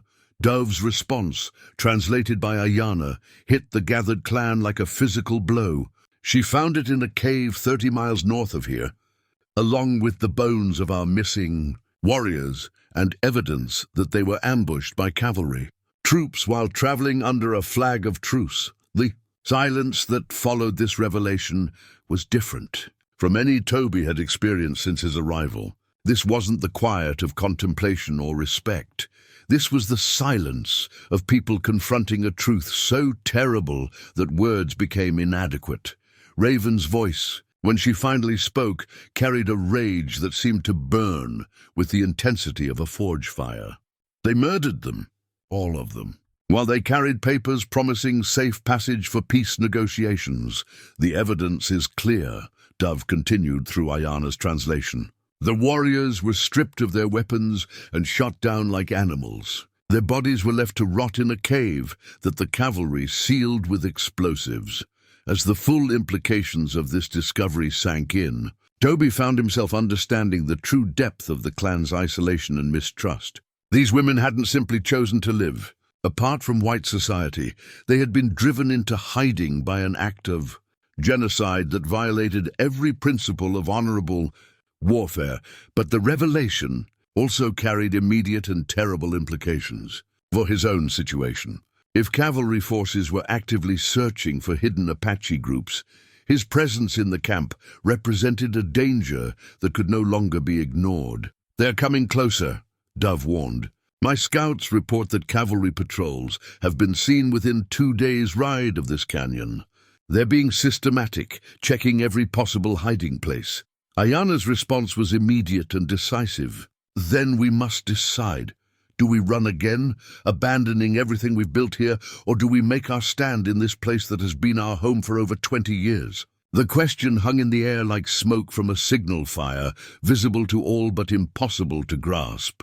These women had spent decades building their hidden community, creating a life that honored their traditions while adapting to their unique circumstances. The thought of abandoning it all to flee into an uncertain future was clearly devastating. "And what of him?" Raven demanded, pointing at Toby with accusation clear in her gesture. "His presence here puts us all at risk. If the cavalry finds a white man living among us, they'll assume he's either a captive or a renegade. Either way, it gives them excuse to attack." The brutal logic of her argument was undeniable. Toby's presence, which had been a source of wonder and possibility just hours before, had suddenly become a liability that could cost the entire clan their lives. "I'll leave," he said immediately, the words tearing from his throat like pieces of his heart. "I'll go now before any patrols get close enough to discover this place. I won't be the reason your people are endangered." But Ayana's response surprised him with its vehemence. "No," she said firmly. "Running away is exactly what the cavalry would expect. A guilty man flees. An innocent man stands and explains his presence. What are you suggesting? Moonbeam asked, though her tone suggested she already suspected the answer. I'm suggesting that we use his presence to our advantage, Ayana replied, her mind clearly working through possibilities that none of them had considered. If the cavalry finds this canyon, they'll see what appears to be a white man who has chosen to live peacefully among Apache women. They'll see children and elders, gardens and domestic animals. They'll see a community, not a war party. Kestrel's eyes widened as she grasped the implications of Ayana's strategy. You want to hide our true nature in plain sight. Make them see what they expect to see, a peaceful settlement under the protection of a white man. It's dangerous, Raven warned. If they discover the deception, if they learn who we really are and what we represent, they'll slaughter us all without hesitation. The debate that followed was unlike anything Toby had witnessed during his time with the clan. These women were discussing strategy with the cold calculation of military commanders, weighing options that could mean the difference between survival and annihilation for their entire people. There's another consideration, Dove added quietly. The cavalry isn't just looking for hidden Apache bands. They're also investigating reports of white men who have gone native, or who might be supplying weapons or information to hostile tribes. The implication was clear. If Toby was discovered living among them, he could be branded as a renegade and shot on sight, regardless of the circumstances that had brought him to the canyon. So we all die, Sparrow said with the bluntness of youth. The cavalry kills us if we fight, kills us if we run, and kills us if we try to deceive them. What choice do we have? Ayana's answer came with the certainty of someone who had already made the hardest decision of her life. We choose to trust. We trust in our ability to convince them that we pose no threat. We trust in the spirits that have protected us for 23 years. And we trust in the man who has sworn an oath to protect us with his life. The weight of that trust, suddenly placed on his shoulders, nearly drove Toby to his knees. These women were asking him to stake not just his own life, but the lives of their entire community, on his ability to convince hardened cavalry officers that he was exactly what he appeared to be, a harmless mountain man who had found refuge among peaceful Apache women. What exactly would you need me to do? He asked, though he suspected he already knew the answer. Become our protector in the eyes of the outside world, Ayana replied. Be the white man who vouches for our peaceful intentions, who stands between us and those who would destroy us. Be the shield that our isolation can no longer provide. As evening fell over the hidden canyon, Toby found himself staring at the blood-stained cavalry sword that had revealed the truth about the missing warriors. The weapon represented everything that was wrong with the relationship between white settlers and Apache people. The broken promises, the casual violence, the assumption that might made right, but perhaps it could also represent something else. Perhaps it could become a symbol of the different choice he was being asked to make, to stand with the oppressed rather than the oppressor, to use his white privilege as protection for people who had been denied any other form of safety. The irony wasn't lost on him. After 37 years of avoiding human entanglements, he was being asked to place himself at the center of the most complex and dangerous human situation he could imagine. His answer would determine not just his own fate, but the future of an entire community that had trusted him with their most closely guarded secret. The blood-stained sword gleamed in the firelight, waiting for his decision.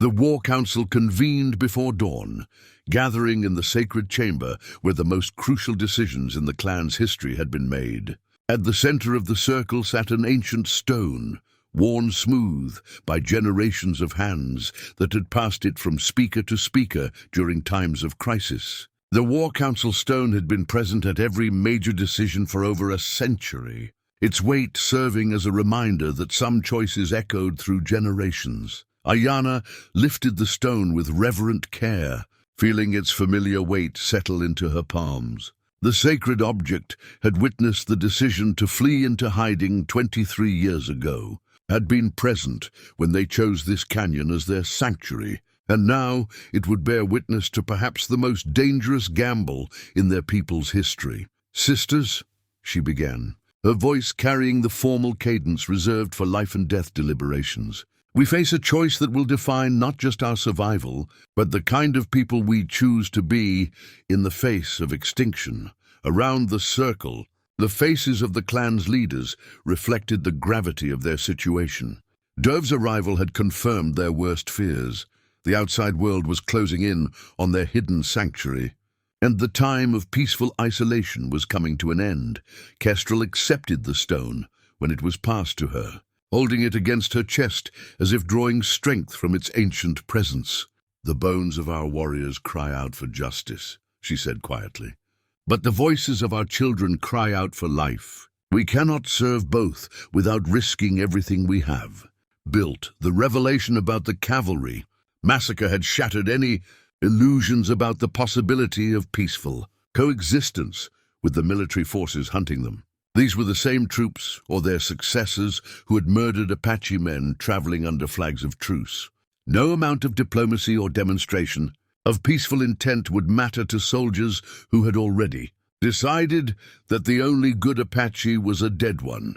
Raven's hands trembled slightly as she grasped the council stone, her warriors' instincts warring with the practical reality of their situation.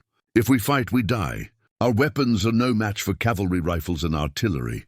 Our children would fall with us, and our line would end forever. If we run, where do we go?" Moonbeam asked when the stone reached her. "We are too old to start over, and our children are too young to survive constant flight. The world has grown too small to hide people like us."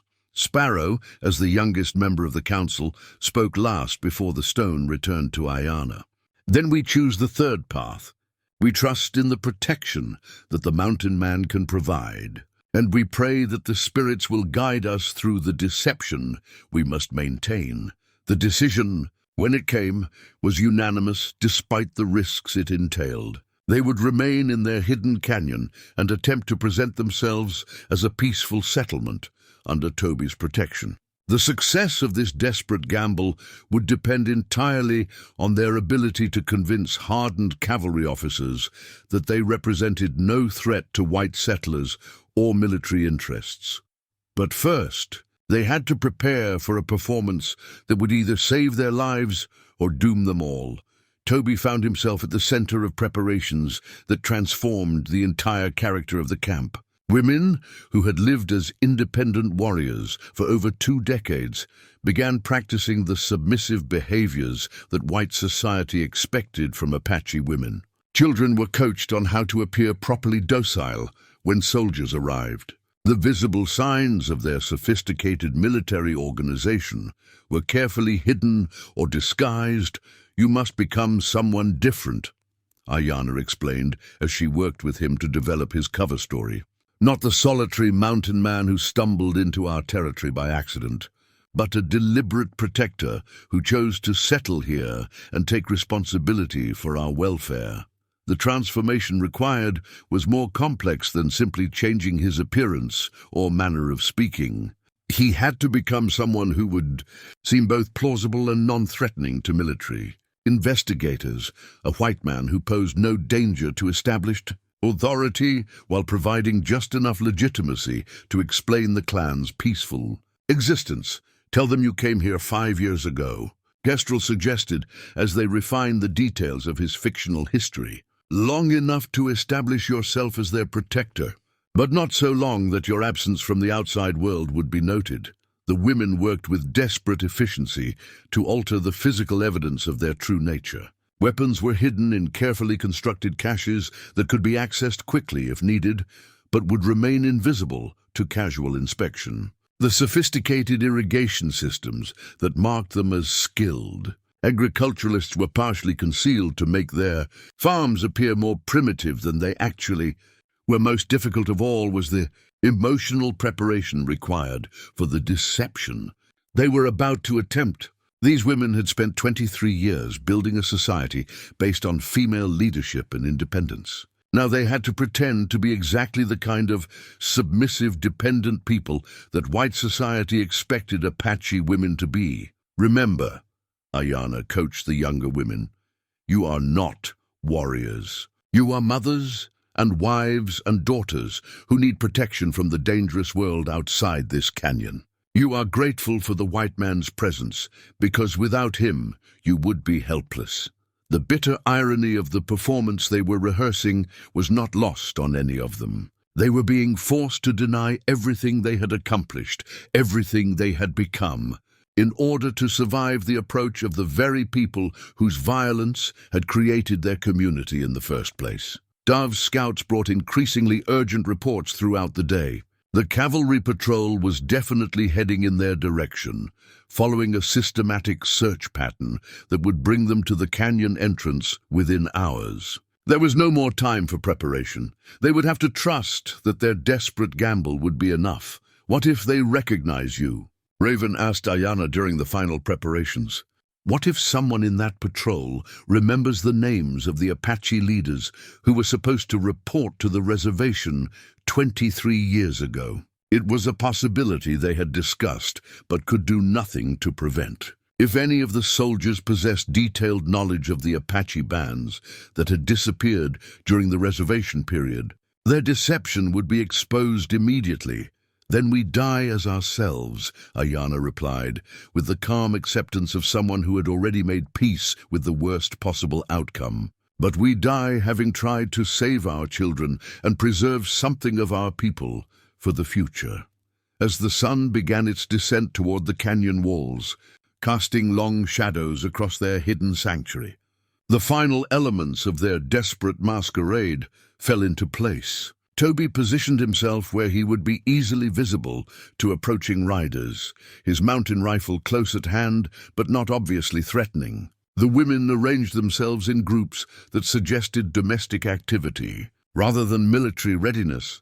Children who had been raised to be proud of their heritage were now instructed to appear properly subdued in the presence of white authority. Elders who had led their people through decades of hardship prepared to play the role of helpless dependents, grateful for protection. The sound, when it came, was exactly what they had been dreading, the measured cadence of cavalry horses approaching their hidden sanctuary.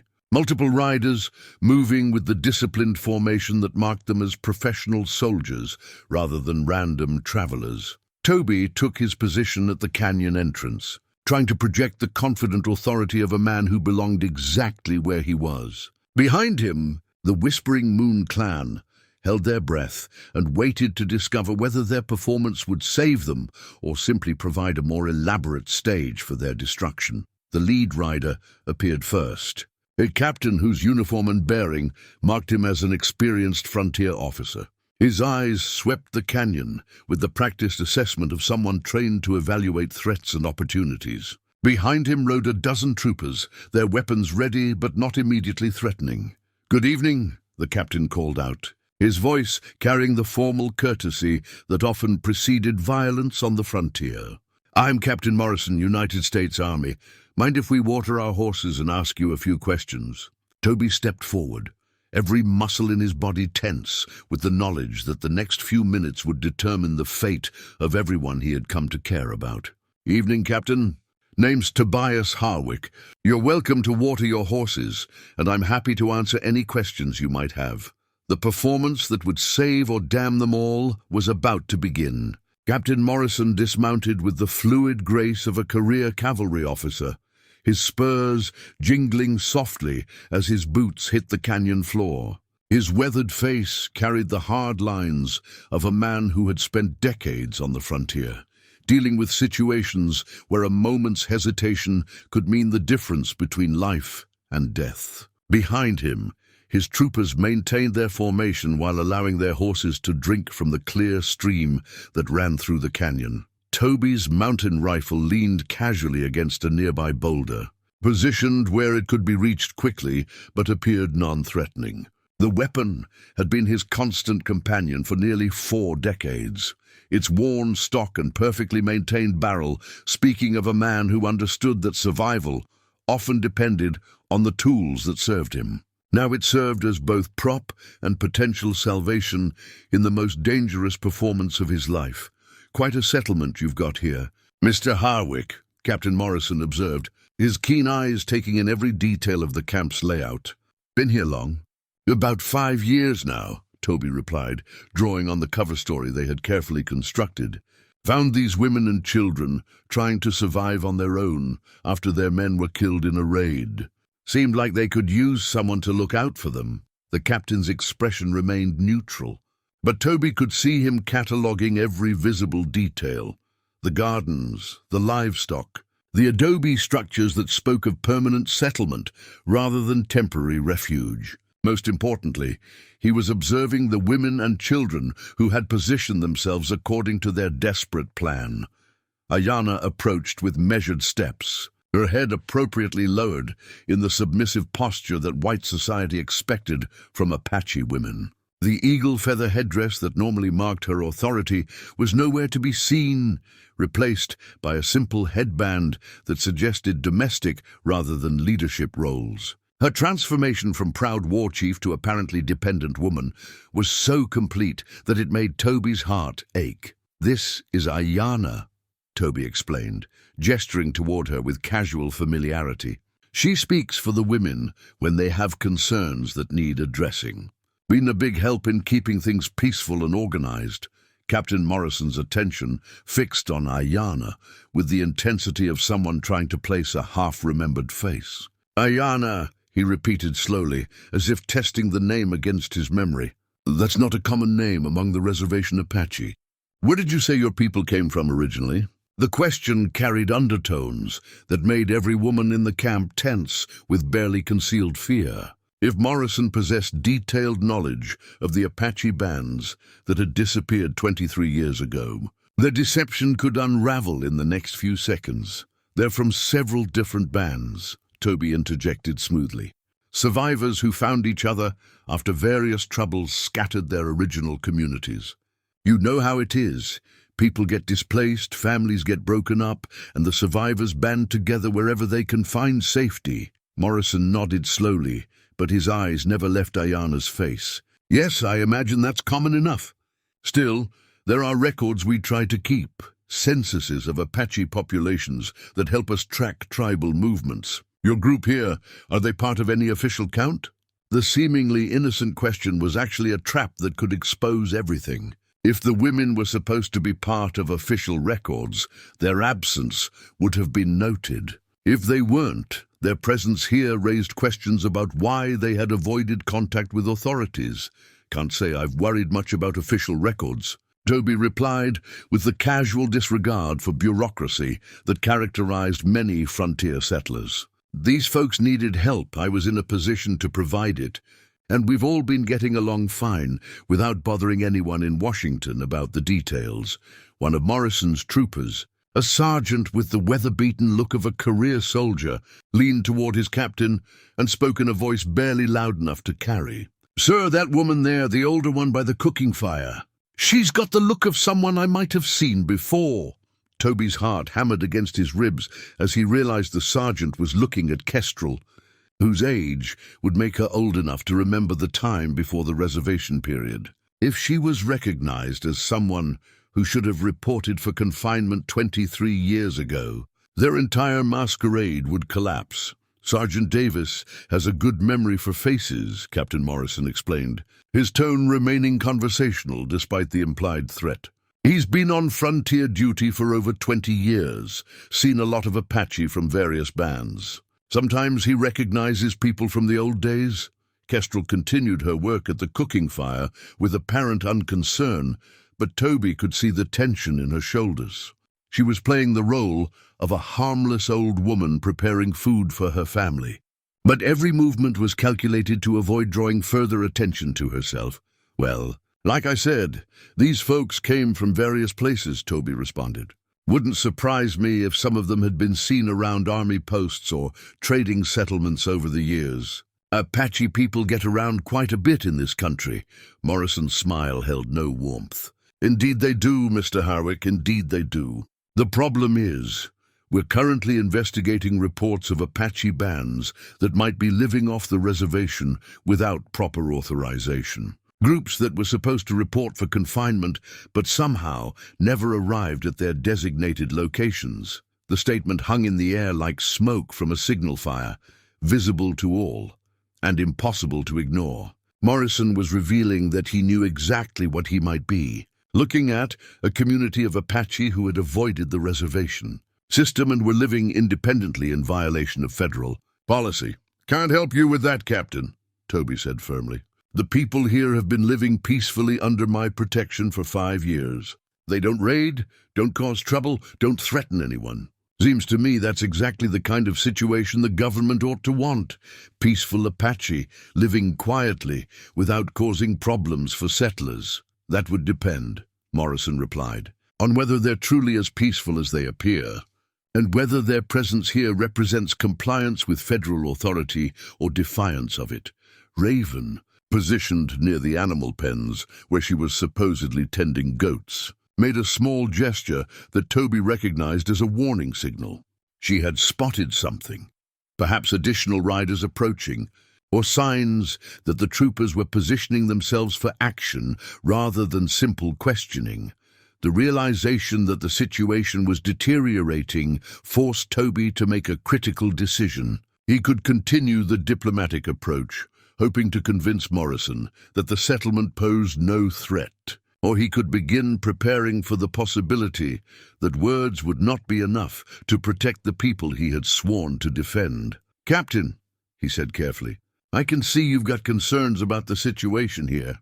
What exactly would it take to satisfy you that these people pose no threat to anyone? What kind of assurance would you need to continue on your patrol without causing trouble for folks who just want to live quietly?" Morrison's response revealed the true nature of their predicament. "The kind of assurance that comes from official documentation.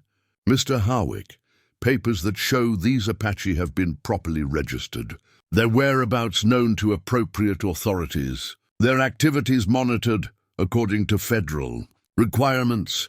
The demand for official documentation was exactly what they had feared, proof they could never provide because it would reveal their true identities and the deception they were maintaining.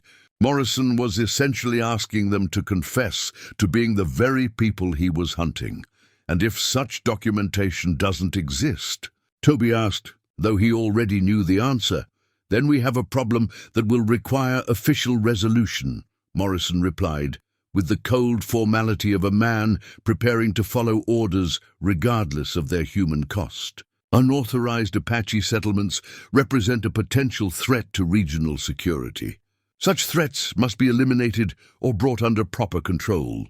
The euphemistic language couldn't disguise the reality of what Morrison was describing. These women and children would be killed or dragged away to reservation confinement, their carefully built community destroyed, their 2 decades of independence brought to a violent end as evening shadows began to deepen in the canyon. Toby realized that their desperate gamble was failing. Morrison had not been fooled by their performance, and his patience with diplomatic niceties was clearly wearing thin. Soon, very soon, words would give way to action, and the true test of Toby's oath to protect these people would begin. The mountain rifle that had served him faithfully for so many years seemed to call to him from its position against the boulder, promising the familiar comfort of direct action in a situation that had become impossible to resolve through deception alone. The tension in the canyon reached its breaking point when Sergeant Davis stepped closer to Kestrel, his weathered face showing the recognition that would doom them all. "Captain, I know this woman. She was at the San Carlos negotiations in '49, spoke for one of the bands that never reported for confinement. Her name was on the missing persons list." Ayana's hand moved instinctively toward the turquoise and silver necklace that lay hidden beneath her simple clothing. Her grandmother's necklace, passed down through generations of Apache women leaders. The precious artifact represented the unbroken chain of female strength that had sustained their people through centuries of hardship. And now it would witness either their salvation or their destruction. Captain Morrison's expression hardened as the pieces fell into place. "So we have ourselves a group of reservation jumpers living illegally off federal land under the protection of a white renegade. This complicates matters considerably, Mr. Harwick," Toby could feel the weight of every decision he'd made since stumbling into this hidden sanctuary, pressing down on him like a mountain avalanche. The oath he'd sworn to protect these people with his life was about to be tested in the most literal way possible. "These people have been living peacefully for over 20 years, he said firmly, positioning himself between Morrison and the women. "They've harmed no one, threatened no one, taken nothing that wasn't freely given.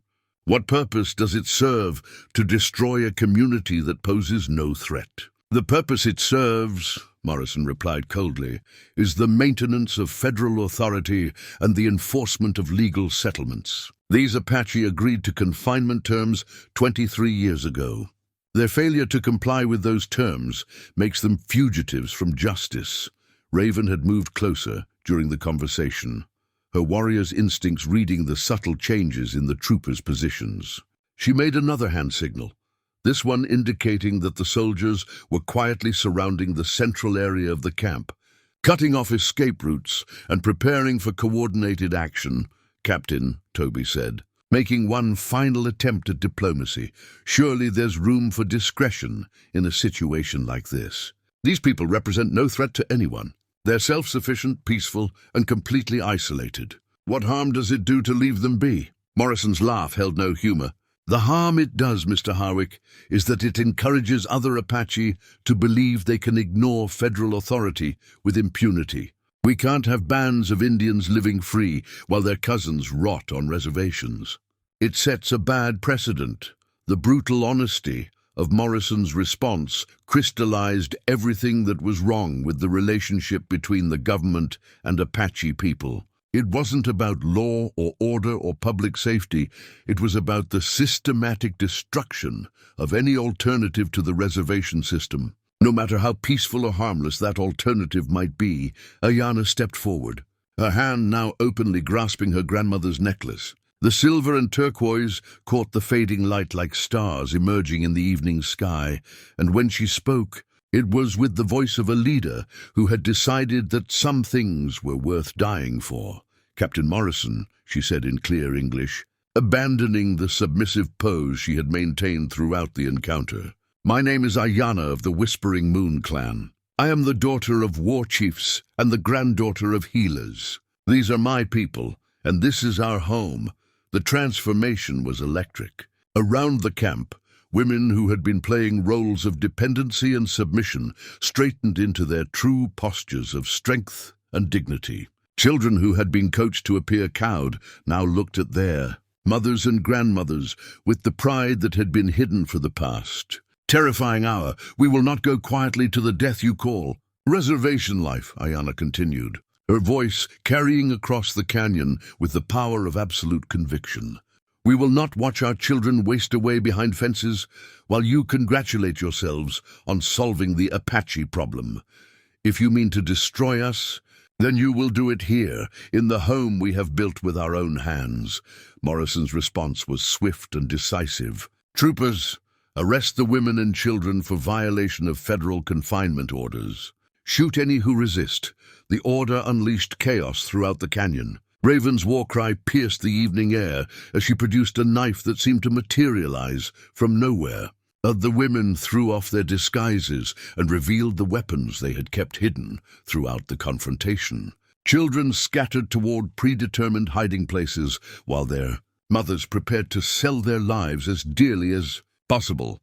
Toby's mountain rifle was in his hands before Morrison's order had finished echoing off the canyon walls. The familiar weight of the weapon steadied him as everything else dissolved into violence and desperate motion. His first shot took Sergeant Davis center mass, dropping the man who had recognized Kestrel and doomed their deception. "Take cover," he shouted to the women, working the bolt action with the fluid precision of someone who had survived 4 decades of wilderness dangers. "Protect the children." The battle that erupted was unlike anything in Toby's long experience. This wasn't the clean violence of hunting or the distant impersonality of war. This was intimate and desperate, fought by people protecting everything they held dear against those who would destroy it for the sake of bureaucratic compliance. Morrison's troopers were professional soldiers, well-trained and disciplined, but they were fighting in terrain chosen and prepared by their enemies. Women who had spent 23 years living as warriors emerged from concealment with weapons that had been maintained for exactly this possibility. Their knowledge of every rock and shadow in the canyon gave them advantages that began to tell almost immediately. Ayana fought with a fury that seemed to channel all the grief and rage of her people's long suffering. Her grandmother's necklace swung free as she moved, its silver and turquoise catching muzzle flashes like captured lightning. She had become the embodiment of Apache resistance, the living symbol of a people who refused to die quietly. Kestrel, despite her age, proved that the wisdom of years could be as deadly as the strength of youth. Her medicine pouch had contained more than herbs. The throwing knives she produced moved with the precision of surgical instruments, finding gaps in military armor that years of healing work had taught her to identify. The tide of battle turned when Raven flanked Morrison's position and put an arrow through his shoulder, sending him tumbling from his horse in a tangle of equipment and cursing. With their commander down, the remaining troopers began to waver, their disciplined formation fragmenting under pressure from enemies who seemed to appear and disappear like desert spirits. Toby's rifle spoke again and again, each shot carefully placed to protect the women who had trusted him with their lives. The weapon that had once served only his own survival now served a cause larger than himself, the preservation of a people, and a way of life that represented everything he had learned to value.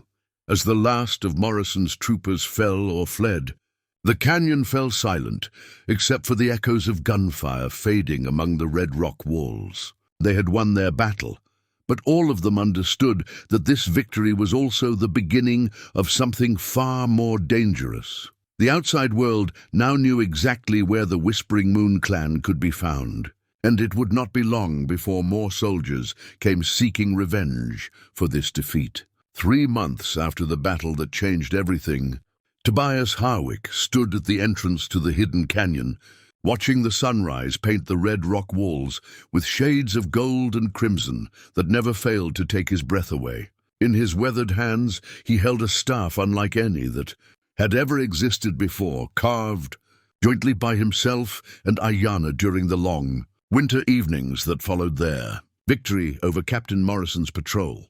The new tribal staff represented something unprecedented in Apache tradition, the merger of two cultures, the creation of something entirely new from the joining of mountain wisdom and desert strength. Half of the staff bore symbols that Toby had learned from his years in the high country, representations of wind patterns, animal tracks, and the subtle signs that marked seasonal changes. The other half displayed traditional Apache motifs that Ayana had taught him to carve, geometric patterns that told stories of endurance, survival, and the eternal cycle of life and death that governed all existence.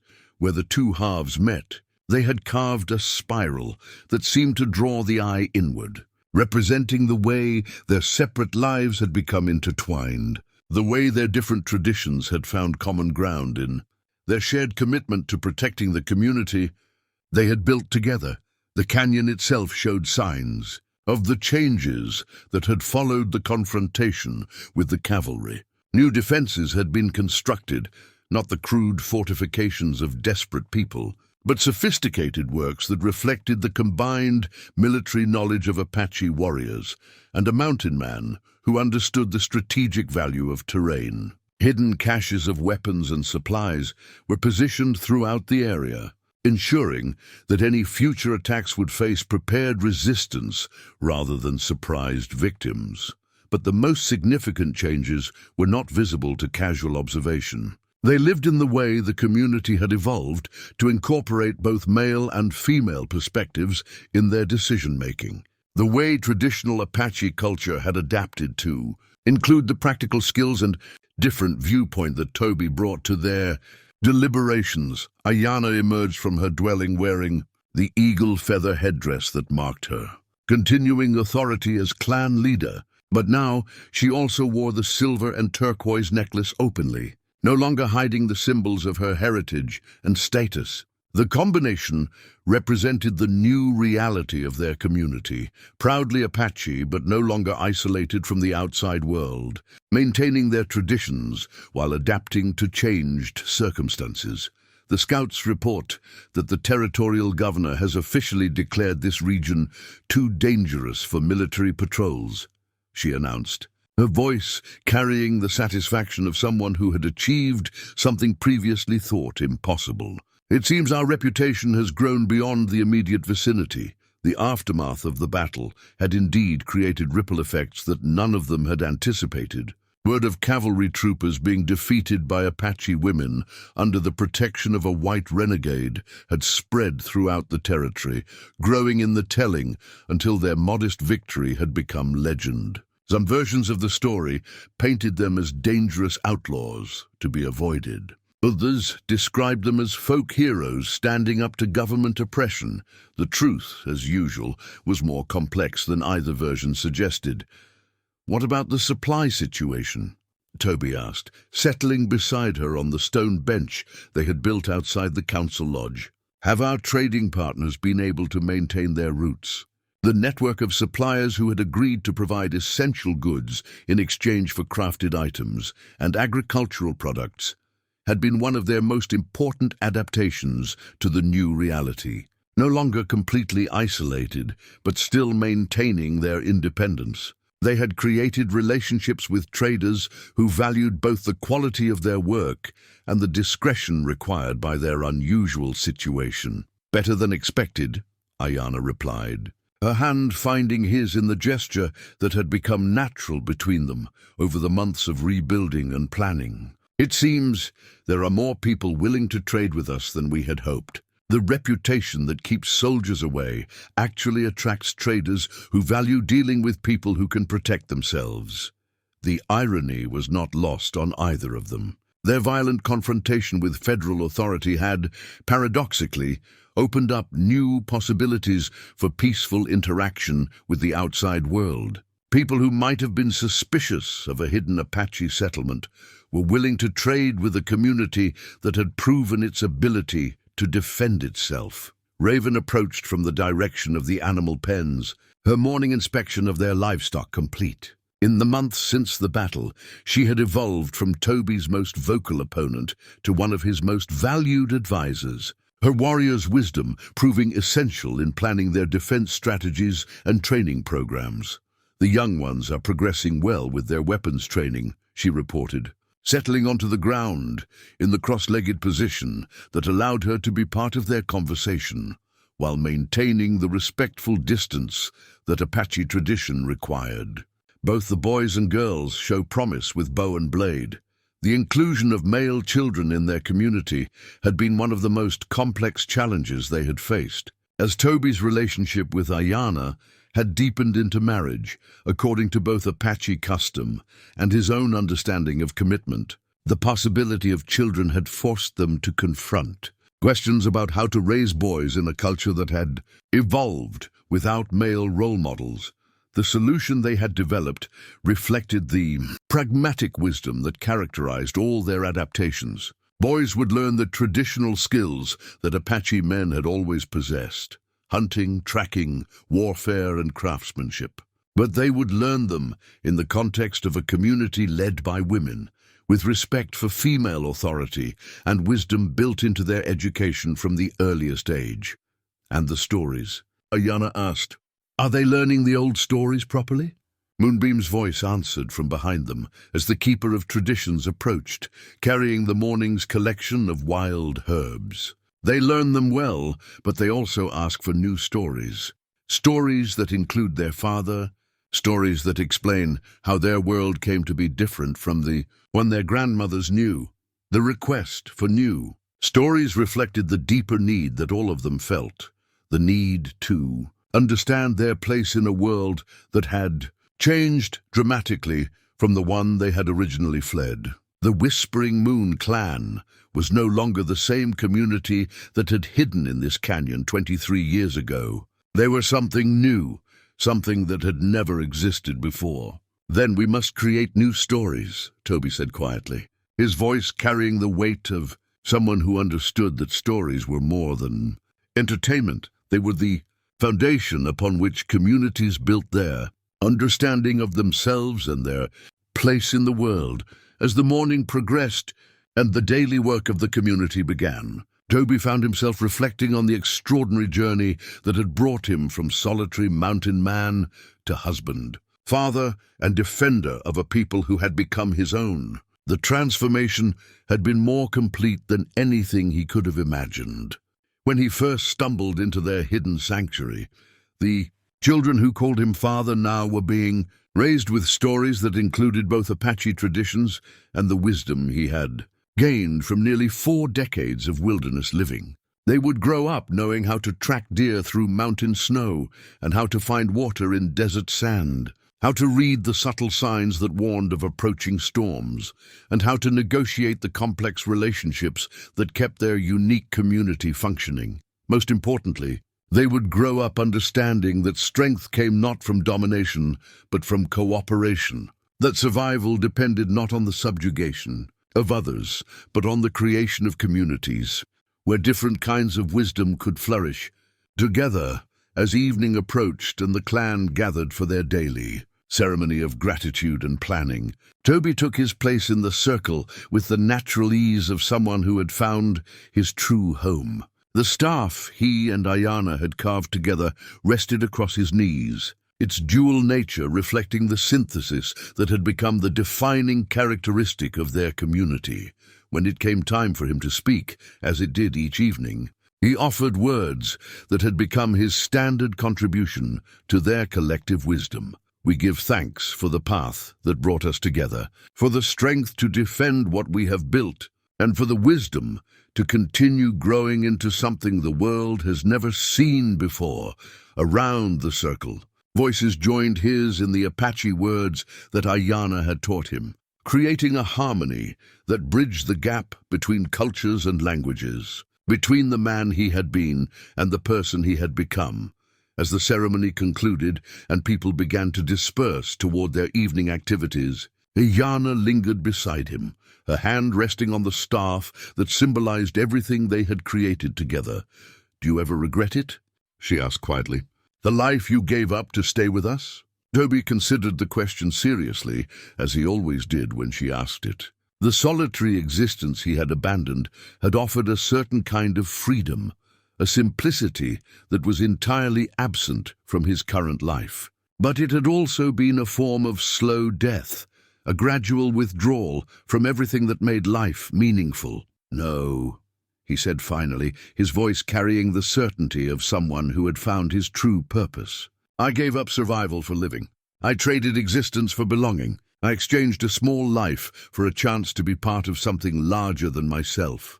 As the stars emerged in the clear desert sky above their hidden canyon, Tobias Harwick, mountain man turned Apache protector, settled into another evening in the community that had become his salvation. Tomorrow would bring new challenges, new adaptations, new opportunities to prove that the synthesis they had created could endure whatever tests the future might bring. But tonight, surrounded by the people who had become his family and the traditions that had become his own, he was exactly where he belonged.